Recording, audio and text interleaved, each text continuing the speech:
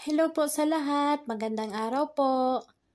Gusto ko po lang ipaalam sa inyo, ito pong pinopost ko na si Elenita Bulakinya, taga Davao po siya. Masasabi ko na isa po siyang scammer kasi hindi lang po ako ang na-victim niya. Marami po kami. Gumagawa po siya ng paluwagan, maraming grupo ng paluwagan po. Tapos, ang style po niya is sa every group, marami siyang account na mga fake account na kunyari mga member. Pero yun pala, sa every group, 2 lang or 3 ang totoong member. Ngayon po, siya yung unang nagtatanggap, unang nagsasahod, tapos sa pangalawa, yung fake account niya, ang akala namin is katulad din namin ng mga member, syempre. Tapos, yun pala, siya lang yun. Tapos pag sahuran na namin, hindi na po siya nagbibigay. Marami na po siyang dahilan.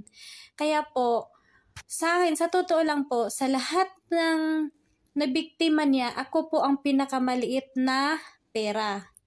Maliit lang ang pera ko, kaya ko yung ibigay sa kanya. Kasi, yung bang madali lang ako magsawa.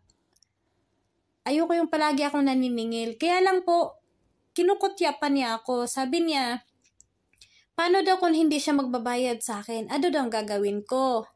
So, ayan. Parang nainsulto ako. Kaya sabi ko, wow.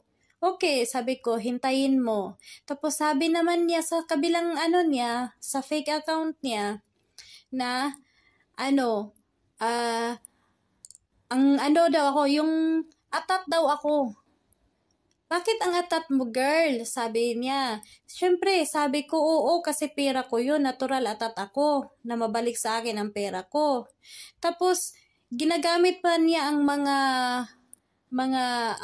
video ng mga kaibigan niya na wala namang kaalam-alam dun sa mga paluwagan namin. Kaya mas lalo kong nainsulto. Kaya kung ako ang kasuhan niya, haharapin ko po siya. Hindi po ako matatakot. Sana po mag-iingat kayo at hindi po kayo maging biktima niya.